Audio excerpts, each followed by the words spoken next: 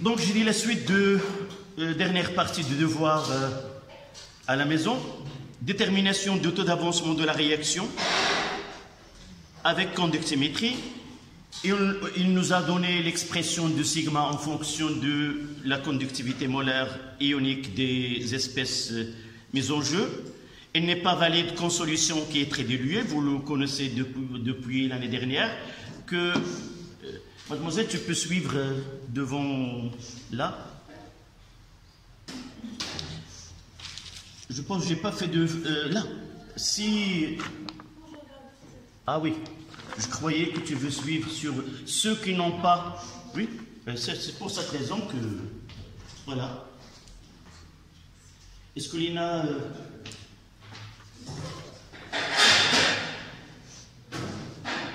Voici d'autres, même si vous avez oublié, essayez de l'utiliser, je peux m'en débarrasser des feuilles qui sont... D'accord.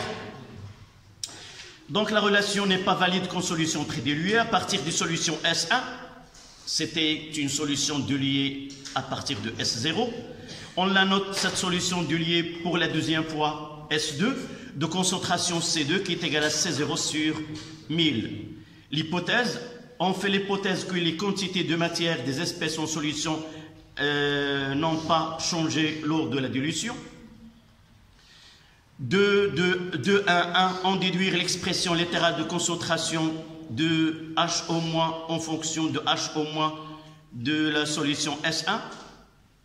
Donc l'hypothèse, quelle est cette...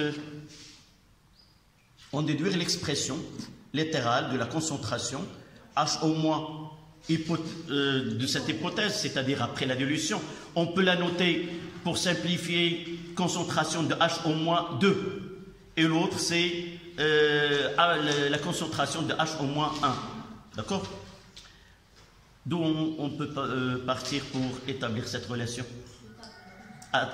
en fonction de la concentration S2. D'accord? Donc l'expression de...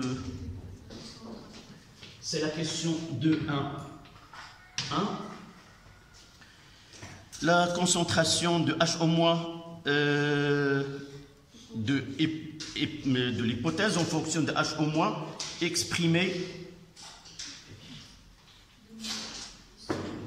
exprimée de même la concentration de H4+ en fonction de NH4+ de S1 et la concentration finale en fonction de NH4S1.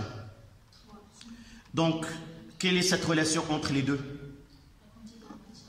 L'hypothèse, c'est qu'on fait l'hypothèse que les quantités de matière des espèces en solution n'ont pas changé lors de la dilution. C'est-à-dire que la quantité de matière de HO- est égale à la quantité de matière de HO- S d'une solution S. Là, nous nous sommes arrêtés à moitié. La première, c'était V1 et la deuxième, c'était V'1. Évidemment, donc, de là, on fait que la quantité de matière, c'est la concentration de HO- selon l'hypothèse, fois le volume, c'est le deuxième, c'était V'1, est égal à la concentration de HO- S1 fois le volume V1. C'est exact, ils n'ont pas le même volume. Et de même, la quantité de matière de la même façon.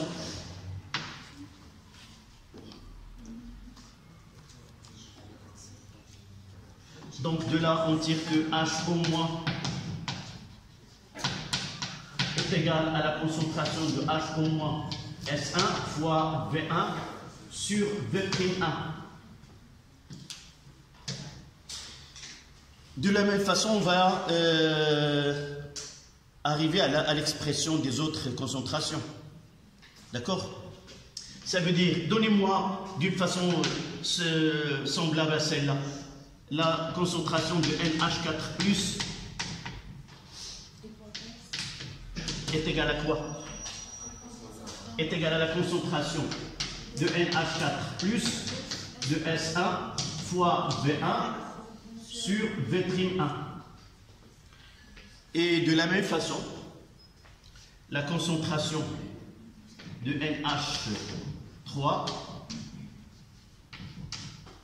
est égale à la concentration de NH3 de S1 fois V1 sur V'1.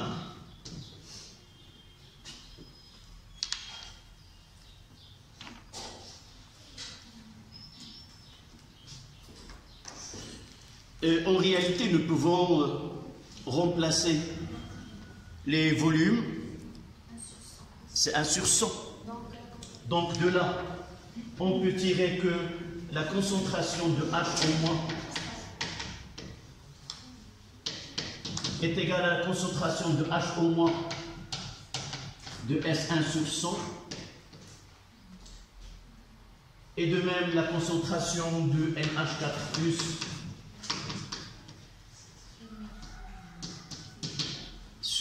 c'est la concentration de NH4 plus de S1 sur 100. Et finalement, la concentration de NH3, combien? La même formule, c'est NH3 de S1 sur 100.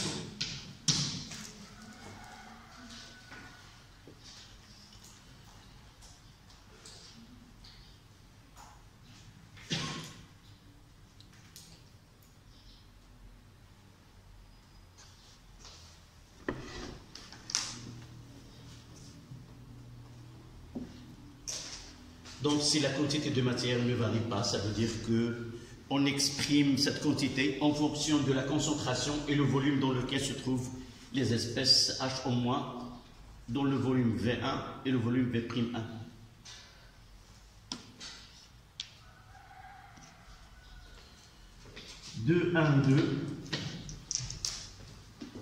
Comment peut-on exprimer le QR de cette hypothèse? Il suffit d'exprimer en fonction des concentrations. C'est la concentration de H au moins fois la concentration de NH4+ sur la concentration de NH3. Et en remplaçant, vous avez là sur 100, là sur 100, là sur 100, il ne reste que soit qu'on remplace, soit qu'on en déduit. C'est, on peut le faire ici, c'est H au moins S1 sur 100 fois la concentration de NH4 plus de S1 sur 100, le tout sur la concentration de NH3 S1 sur 100. En simplifiant par 100, 1 sur 100, il nous donne tout simplement 1 sur 100 fois la concentration de H au moins S1 fois la concentration de NH4 plus S1, le tout sur la concentration de NH3 S1. Et de là, nous pouvons écrire que QR, selon cette hypothèse, est égal à QR1 sur 100.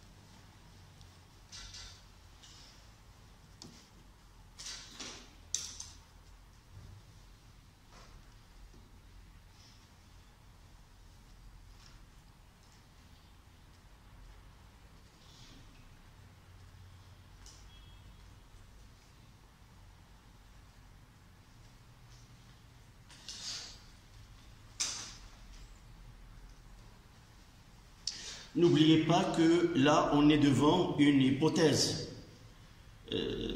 Une hypothèse ne peut être bien acceptée que lorsqu'il est justifié par une étude qui est expérimentale.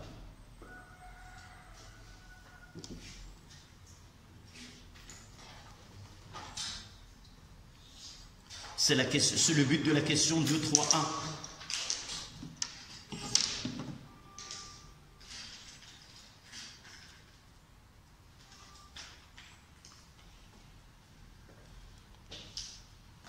Avant d'entamer la question 2.1.3, est-ce que vous êtes d'accord avec cette hypothèse? Pourquoi? Oui, nous avons dit que la constante d'équilibre ne peut varier qu'avec la température. La concentration initiale des réactifs ne peut pas changer ce quotient de réaction à l'équilibre. Donc, c'est la question 2.1.3.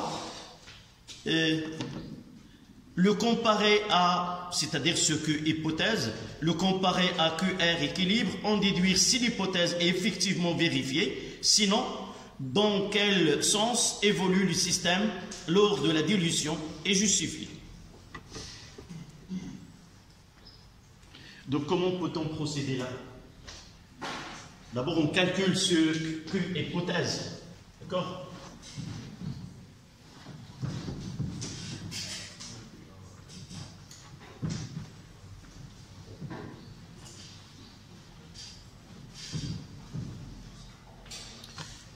Donc, Q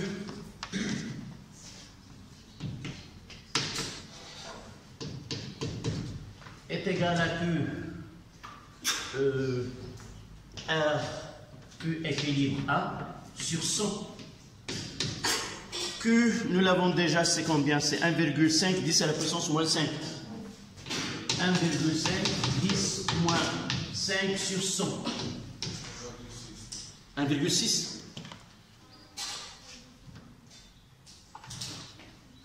Donc QR, selon cette hypothèse, est égal à 1,6 10 moins 7.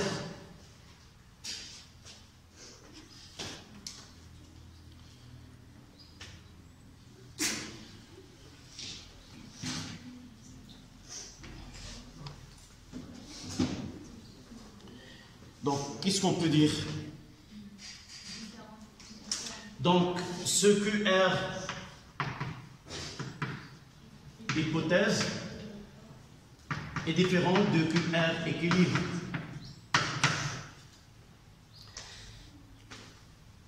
Quelle est la plus logique?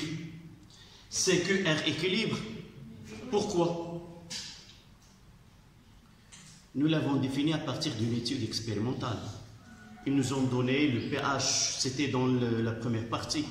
Ils nous ont donné le pH et à partir de là, nous avons déterminé que vraiment QR équilibre, c'est la valeur déterminée à partir d'une étude qui est expérimentale. Mais celle-là, c'est une hypothèse. Nous avons admis que la dilution en réalité, nous avons déjà parlé dans la première partie, la dilution, et nous avons dit que la loi de la dilution n'affecte pas la quantité de matière. La concentration change, mais la quantité de matière ne change pas. Et cette ambiguïté-là a été poussée dans cette hypothèse pour vous mettre en garde que la dilution, c'est vrai, ne change pas la quantité de matière, mais dans le quotient de réaction là, elle tient en compte de quoi? De la concentration. Et nous avons dit que, par étude, que le rapport, le quotient de réaction à l'équilibre n'est pas affecté par la concentration initiale. Donc, différent, ça veut dire quoi? Ça veut dire que l'hypothèse n'est pas admise, n'est pas vérifiée, c'est le terme qu'on doit utiliser, n'est pas vérifié. Donc, qu'est-ce qu'on peut dire la deuxième partie de la question? Dans quel sens? Dans quel sens? Donc on va donc le sens d'évolution. Le sens d'évolution du système obéit, on va faire ce petit schéma là. Là on aura QR équilibre et comment où se trouve, c'est inférieur, c'est 10-7, c'est la QR hypothèse. Donc le système évolue dans le sens 1. Le système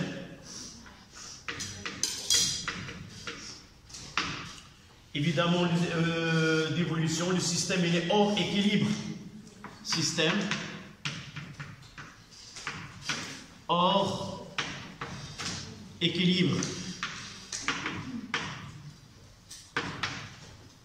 Lorsque le quotient de réaction est différent de la constante d'équilibre, on dit que le système il est hors équilibre et il va évoluer spontanément vers l'état d'équilibre de telle façon que le quotient de réaction à cet instant doit atteindre le quotient, la constante d'équilibre. Donc le système évolue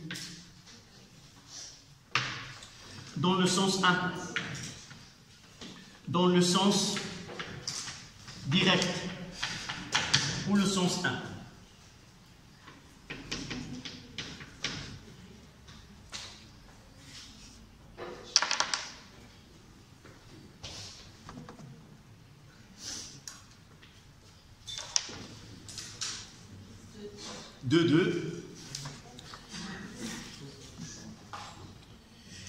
Conductimétrie. Pour confirmer ou infirmer l'hypothèse précédente, on mesure la conductivité sigma de la solution S2 qui est égale à 0,114 Siemens cm-1.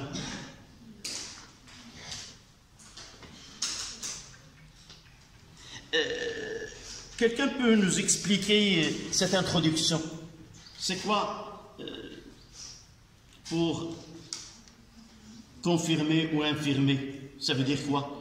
Quel est l'inconvénient de cette étude? Quel est l'inconvénient de cette étude que nous venons de traiter? 2, 2, 1, 2, 1, 2 et 2, 3. C'était théorique.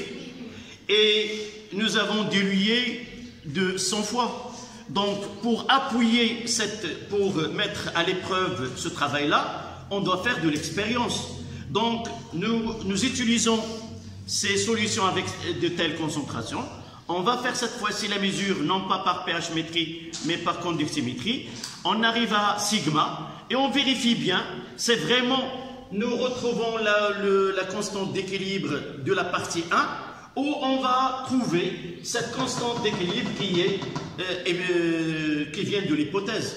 D'accord? C'est ça ce qu'on voulait faire à partir de 2. Donc, de donner la valeur de sigma dans le système international.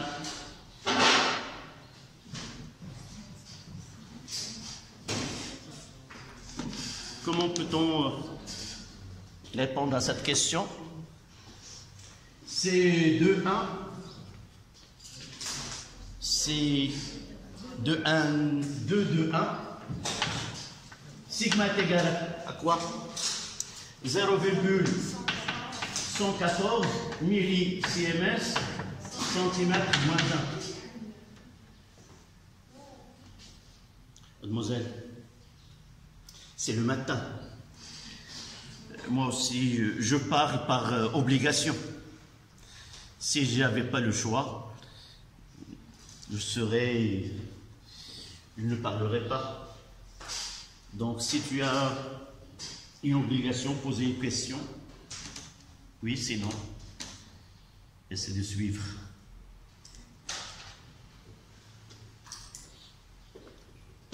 Donc, généralement, on va remplacer égal à 0,114, 10 moins 3 Siemens et 10 moins 2 cm, le tout moins 1. Je remplace là où il y a l'unité. D'accord? Donc ça sera 0,114 fois 10 moins 3. Et là, ça sera moins 1 avec C fois 10 à la puissance 2. Je garde l'unité, c'est le CMS. Là, c'est 10 moins 2 mètres. Mètre moins 1. Et voilà. Ça donne 1,14. 10, là, c'est 10 moins 1. Et là, c'est 10 moins 2. CMS, mètre moins 1. En écriture scientifique.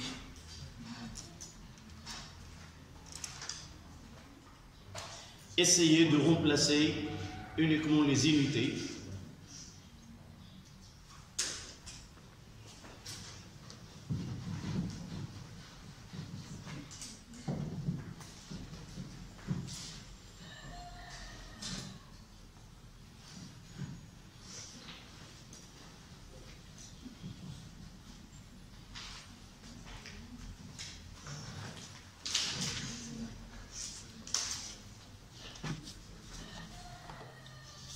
Ça, c'était la question 2.2.1, 2.2.2. C'est de la même façon, ils nous ont dit que la solution elle est tellement basique qu'on ne peut pas travailler, donc exprimer la conductivité sigma de la solution S2 en fonction de conductivité molaire ionique et de concentration effective de NH4 plus S2 dans cette solution. Donc là, c'est 2. Sigma, c'est lambda de NH4 plus fois la concentration de NH4 plus S2 plus lambda de H au moins fois la concentration de H au moins selon la solution S2.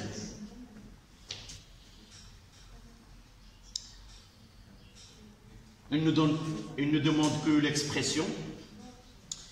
Par la suite, il nous demande de calculer 2.2.3 en utilisant le tableau d'avancement de la réaction de l'ammoniac sur l'eau et les données de texte en déduire la concentration de H-.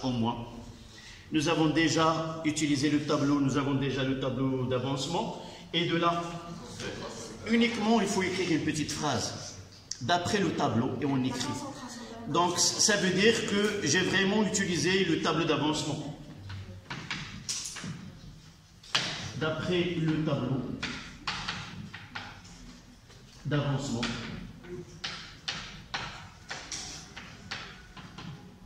La concentration de NH4 plus S2 est égale à la concentration de H au moins S2.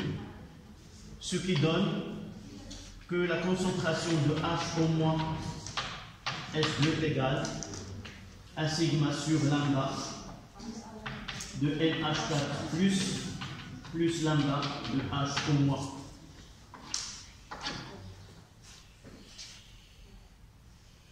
Il ne reste que l'application numérique. Donc la concentration de H au moins selon S2 est égale à 1,14 10 moins 2 sur 19,9 10 moins 3 plus 4 ou 7,34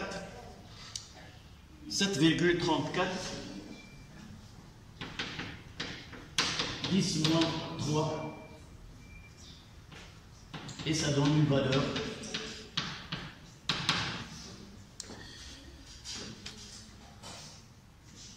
c'est 4,2 10 moins 4. Non, d'abord, je m'explique là. Je dois me tarder un petit peu. Faites le calcul et donnez-moi cette... Je vous donne le calcul et vous me donnez l'unité. C'est 0,42. C'est là où il faut faire... Oui. Mol par mètre cube. C'est là où on peut se tromper. Mol, mètre moins 3. Monsieur, on doit... Toujours là où vous utilisez sigma, dans les systèmes internationaux, une petite remarque. c'est pas par hasard que cette question a été donnée. Cette question, en réalité, c'est rien comme calcul. D'abord, pour vous rappeler qu'on travaille dans le système international, pour ne pas oublier l'unité de H au moins dans l'autre côté. Et une autre, c'est que faites attention à la valeur de sigma. Parfois, on lit millisecondes et on ne continue pas de lire qu'il s'agit en centimètres moins 1. Donc là, c'est un petit rappel pour bien mettre les valeurs que vous utilisez par la suite, le système d'unité adéquat. Et pour convertir une petite phrase que nous avons l'habitude, on passe de mètre cube qui est plus grand au litre qui est plus petit, donc le coefficient c'est 10 moins 3. Et même si je me trompe, une petite donnée dans le départ, toujours on dit que les solutions ne doivent pas être concentrées. C'est-à-dire on utilise des solutions qui sont diluées. Diluées, ça veut dire 10 moins 2, 10 moins 3. Et si vous mettez 10 à la puissance 3, vous avez des solutions qui sont, c'est pas super concentrées. Et par la suite, faites attention, une fois que vous écrivez ou vous faites la conversion, voyez qu'il s'agit de 10 moins. D'accord? Donc là, ça, 10 moins 3, et ça donne 4,2, 10 moins 4, mol, litre moins 2. Pourquoi je dois immédiatement convertir? Parce qu'on demande, mais taux c'est une concentration, c'est une concentration, il faut faire attention, mais généralement dans le quotient de réaction. Et c'est ça ce qu'on va demander par la suite. Si on laisse cette valeur-là, la définition de quotient de réaction, elle est sans unité, mais à condition que les concentrations soient exprimées en mol par litre et non pas en mol par mètre cube. D'accord? Ça, c'était la question 2.2.3. 2.2.4, calculer le taux d'avancement final, taux de la réaction de l'ammoniac sur l'eau. Oui, Hiba, tu m'as dit taux, oui, évidemment, parce que dans les données, on nous sait c'est en mol par litre. Oui.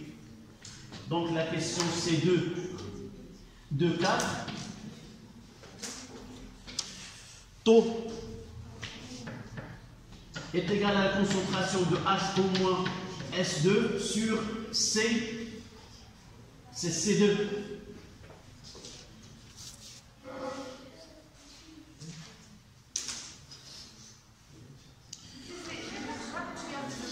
Comment? Je relis 2.2.4. C'est la question 2.2.3. Le 2.2.3, c'était là. 2.2.3. Non, là c'est 2.2. Et là c'est 2.2.3. 2.2, c'était uniquement l'expression de sigma. 2.3, c'est le calcul de la concentration de H au moins. Et 2.4, c'est taux. C est égal à 4,2 10 moins 4 sur 0,01 1 et ainsi de suite. C'est presque 3,8%.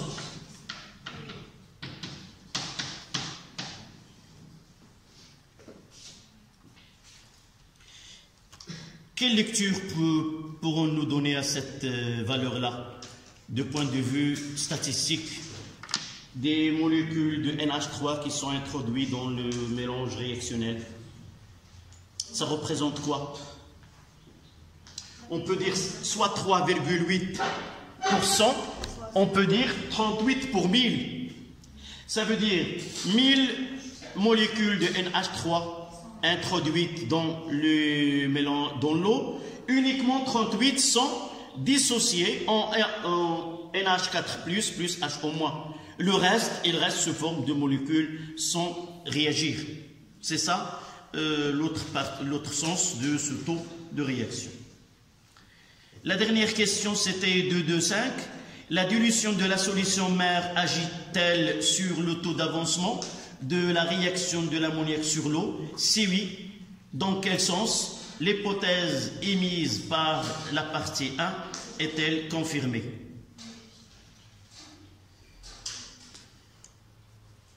Donc ce taux-là, comment il est? Nous ne l'avons pas en réalité, nous devons le noter 2. Qu'est-ce que nous avons noté le taux avant? Taux 1. Donc on va noter taux 2. Donc taux 2, là c'est 2 de 5. Taux 2 est supérieur à taux 1. Ça veut dire que la dilution, elle a une influence sur le taux d'avancement final.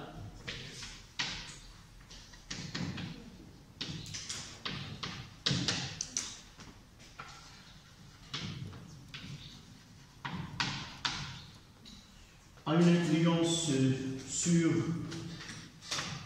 taux.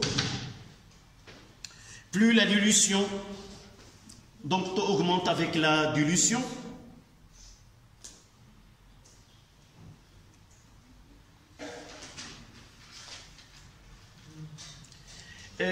Est-ce que, en réalité, nous n'avons pas besoin de dire que l'hypothèse que nous avons utilisée elle est fausse? Parce que déjà, si nous essayons de calculer taux avec la nouvelle valeur de H au moins, on retrouvera la même constante. C'est pas demandé ici. Ils nous ont dit la dilution de la solution mère agit-elle sur le taux d'avancement de la réaction de l'ammoniac sur l'eau? Si oui, dans quel sens? L'hypothèse émise dans la partie 1 est-elle confirmée? Ça veut dire quoi? Nous revenons à l'hypothèse que la dilution ne change pas la quantité de matière, mais là, si nous disons que taux varie, ça veut dire que X, l'avancement X varie et X max varie. Donc, cette hypothèse n'est pas juste et ne peut pas être admise.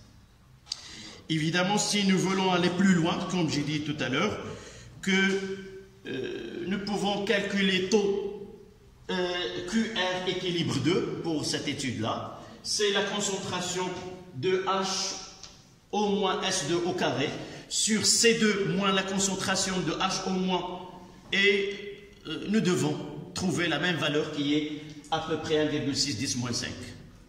C'est ceci est en accord avec ce que nous avons dit dans le cours.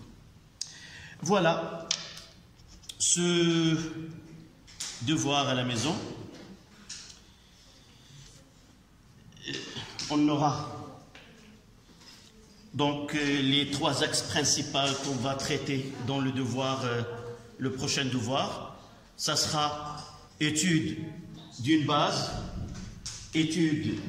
par pH métrie ou par c'est pas où, et conductimétrie. Puis ils peuvent être des exercices indépendants, comme il peut être un exercice qui est thématique comme celui-ci. Mais généralement, je vais essayer de les donner séparément.